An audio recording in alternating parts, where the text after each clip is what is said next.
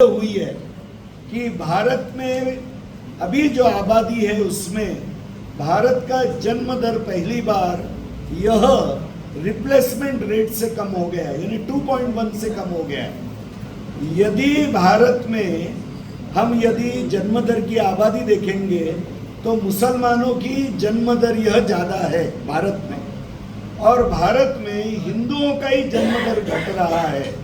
और इस कारण से भी देश में एक जनसंख्या में असंतुलन हो रहा है। और इसलिए विश्व हिंदू परिषद का यह आग्रह रहेगा कि हर हिंदू परिवार में 2 से 3 बच्चे कम से कम होने ही चाहिए, यदि हिंदू समाज की भविष्य में रक्षा करना आवश्यक है तो।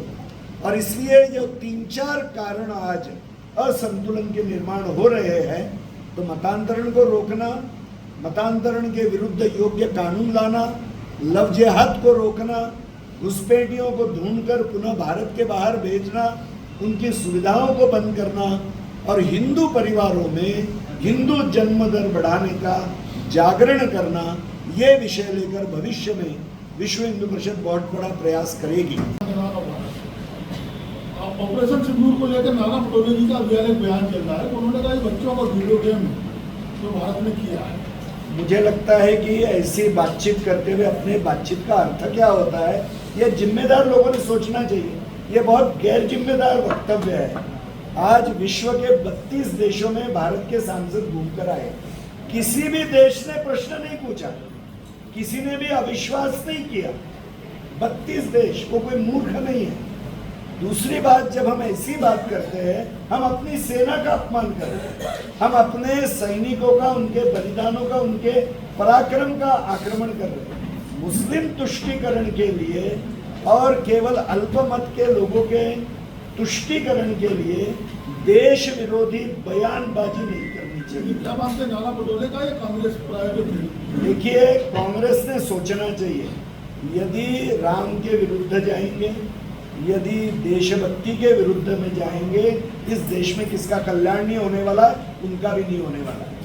दूसरी चीज, 24 परगना में अभी भी वहाँ हिंसा चल रही, हिंदू टारगेट किया जा रहा है, और लगातार हम देख रहे हैं कि वेस्ट बंगाल के अंदर हिंदू पूरी तरह से असुरक्षित। इसलिए मुझे लगता है कि वहाँ पर जो शासन में बैठे हुए उनकी मुस्लिम तुष्टीकरण की नीति चल रही है, और जो विरोधी दल अभी इस सिंदूर के ऊपर प्रश्न चिन्ह कह रहे हैं, उनमें से कितने लोगों ने हिंदू सुरक्षा की बात बंगाल की है, ये भी प्रश्न पूछना चाहिए। क्योंकि हिंदू मरता है तो किसको चिंता नहीं है, ये हिंदू समाज ने सोचना चाहिए। और इसीलिए जो बंगाल में हो रहा है, जो ममता बनर्जी जीत कर आई, उसके बाद में भी 3 दिन हिंसा हुई थी, अभी भी हो रही है, और झूठे सर्टिफिकेट हाईकोर्ट में दिए गए कि कोई हिंसा नहीं हुई।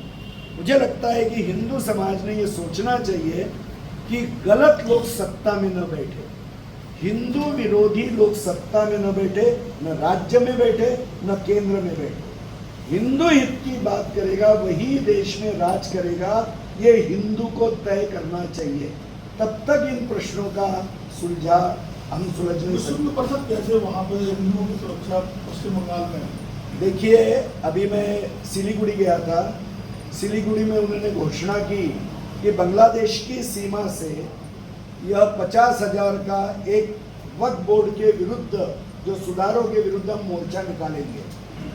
वहाँ का हिंदू एकत्र हो गया सिलीगुड़ी का, और उन्होंने घोषणा की कि जहाँ से आप निकालेंगे मोर्चा, वहीं से हिंदू भी मोर्चा निकालेगा, और फिर सरकार ने देख लेना है। मुसलमानों ने मोर्चा कैंसिल कर दिया, क्योंकि वक्फ बोर्ड के सुधारों का विरोध करने के नाम पर हिंदुओं के ऊपर हमले हो रहे हैं। तो हिंदू समाज को ताकत से खड़ा होना ही पड़ेगा। कोई यदि हिंदू समाज के ऊपर हिंसा करना चाहता है और वहां की राज्य सरकार यदि सुरक्षा नहीं करेगी, तो हिंदू समाज को अपनी सुरक्षा के लिए खड़ा होना ही चाहिए, और हिंदू समाज खड़ा होगा ही। केवल हिंदू मंदिर ही सरकारी नियंत्रण में है, कहाँ पर भी हम देखेंगे तो कोई भी चर्च या मस्जिद सरकारी नियंत्रण में नहीं है। और इसीलिए विश्व हिंदू परिषद ने एक जन जागरण का अभियान हाथ में लेने का निश्चय करते हुए 2-2.5 वर्ष पहले एक थिंक टैंक, एक चिंतन गट का निर्माण किया, जिसमें विश्व हिंदू परिषद के साथ में आचार्य सभा के अनेक ज्येष्ठ संत, अनेक हाईकोर्ट के निवृत्त मुख्य न्यायाधीश, सुप्रीम कोर्ट के अनेक प्रथितयश वकील ऐसे जुड़कर एक थिंक टैंक जो बना हुआ है, उसने हिंदू मंदिरों के सरकारी नियंत्रण से मुक्ति के लिए एक कानून का प्रारूप बनाया है। इस कानून की यह विशेषता है कि इसमें एक राज्य स्तर पे एक मंडल या परिषद बनाने का सुझाव है, जिसमें कुछ रिटायर्ड सिविल सर्वेंट्स, कुछ हाई कोर्ट के रिटायर्ड जस्टिसेस, साथ साथ में उस राज्य के प्रमुख पंथ संप्रदायों के साधु संत और मंदिर के आगम शास्त्रों को जानने वाले विद्वान, अकाउंट्स और मैनेजमेंट के कोई प्रमुख व्यक्ति, महिलाएं और समाज के विविध जाति वर्गों के प्रतिनिधि, ऐसा मिलकर यह एक परिषद बनेगी।